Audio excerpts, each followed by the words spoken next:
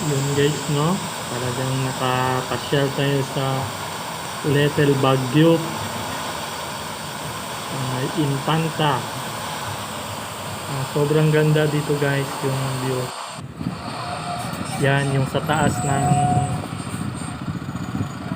ah, kilometer 90. Umakyat ako dyan.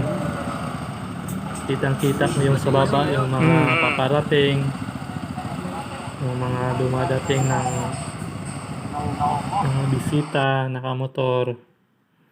Yan, yun yung pinaka front niya.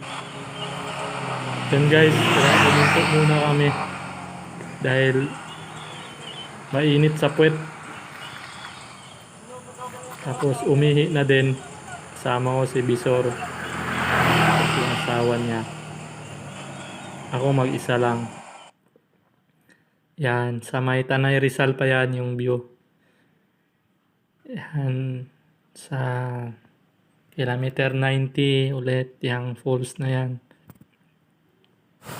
Sobrang ganda guys yung view dyan. Sa mga gustong pumasyal, maraming pasyalan talaga. Kita nyo yan, mga picture na yan. Kumbaga, sulit yung pagpunta nyo. Yan, sa windmill guys. Medyo umulan nga lang.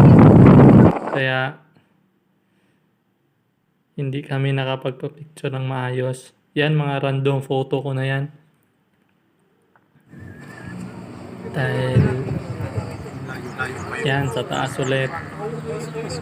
Ng kilometer 90. Yan guys. Yan guys, taas ulit ng KM90. Dami din pumupunta. Sobrang masaya yung mga pumupunta.